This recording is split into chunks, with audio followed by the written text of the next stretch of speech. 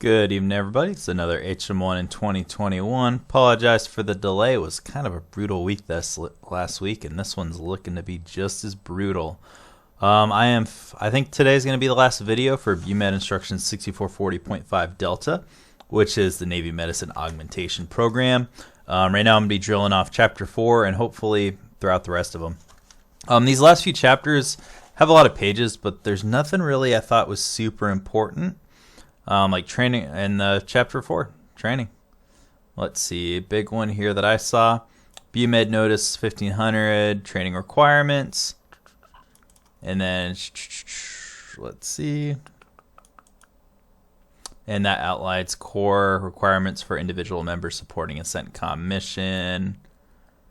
And really for training, it just says make sure people get trained. BUMED M9 will request a medical-oriented training. That's really it. So not much on the training chapter. Next one is equipment. This one's all about uniforms. So there's the NAVMED 6440/1 and personnel assigned to platforms as part is completing that NAVMED must comply with these regulations. Let's see. Report in your uniform of the day, kind of obvious wherever you go. Items will be refunded by the requesting command. People must comply with shipboard regulations, which I think is kind of obvious. Uniforms other than NWs for the EMF and the PrevMed unit will be funded by the sourcing command. Let's see. OCIE items will be issued by operational platform in support of the mission. So Marines, I think of that as that's how people get their the jacket. Navy folk have to pay for it. They get theirs issued. Navy personnel with Marine Corps are allowed a special initial closing allowance and especially initial utility uniform allowance. And that's intended for people who routinely wear the utility uniform when they're with the Marines. Navy officers don't have to wear the utility uniform, but it does say it's highly recommended for unit cohesion and integrity. Authorized Navy enlisted personnel will only receive one entitlement to that allowance at any point of a continuous assignment to such duty. So, new duty station, new allowance. Let's see. Personnel who have received this allowance will not be authorized the new allowance if less than 3 years have passed between assignments. So, I think of that as sea duty, shore duty, sea duty. So, that shore duty needs to be at least 3 years for them to get the new utility allowance. And MAR 4 platform assigned personnel will apply with Navy and Marine Corps uniform regulations on wearing of the Marine Corps uniform. And name and service class strips is the responsibility of the member. So equipping, all about uniforms. Chapter 6 is funding. So travel expenses from the sourcing command. A lot of that I think makes a lot of sense. Nothing too big here.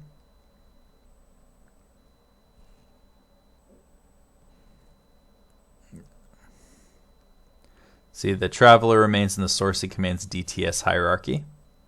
So just remember when you leave, you're still under administrative control of the command, which I think was stated earlier in this instruction. So just remember you still fall under DTS. And the person is going to have, or the mission is going to have a line of accounting, which is where all the travel expenses go.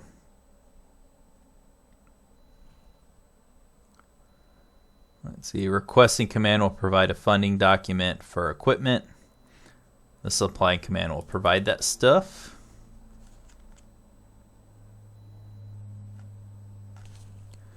BSO 18 activities may be asked to support emergent operations and temporarily fund costs that are ultimately the financial responsibility of the CCMD.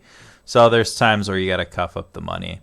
But that can only happen when they are given written approval from BUMED M8 and they use specific cost codes to capture that billing.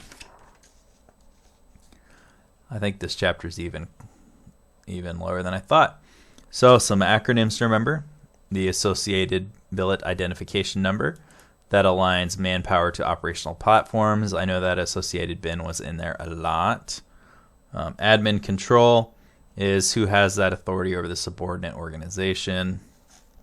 BSO, basically all of Navy medicine, formerly known as a claimancy. BSO 18 is Navy medicine stuff. Competent command, unified specified command with a broad continuing mission under a single commander, or so designated by the president through the SecDef. CCMD typically have geographic or functional capabilities. MParts, I know this was brought up a lot in instruction, and this just defines what MParts is. It's that web automated management system that reports readiness. It's the NAVMID's designated official readiness tracker and reporting system. So what is the designated official readiness tracking and reporting system? NParts, which stands for Expeditionary Medicine Platform Augmentation, Readiness, and Training System. A lot of the other stuff I think are pretty self-explanatory. Let's see. Again, more acronyms, abbreviations, the associated billet identification number. Here's the BUMED numbers, which I said before, typically pretty important. M1 personnel, M4 is logistics, M7 training, M8 is money, M9 is operational management and capabilities development. Let's see. I don't see any other acronyms in there worth remembering. And that's really it for the last few chapters. I think if I remembered it as this short, I probably would have just tacked it onto the last video, because there's a bunch of appendices and references in the back of this chapter, but all of that is pretty much like what do the forms look like. So I don't think this last half of the chapter or instruction is really super important. I think the most important thing of all of 6440.5D is the priority of billeting, which is also stated again in one of the appendices. Let me try to find it. Let's see, where are you at?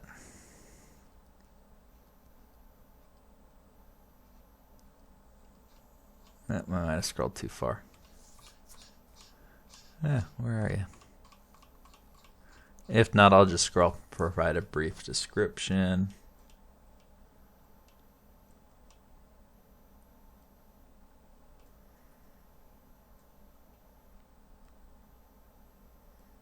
There we go.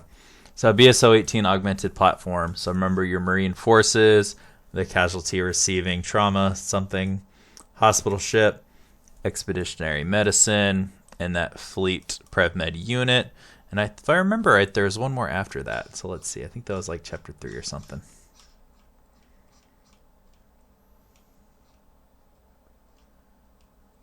Let's see.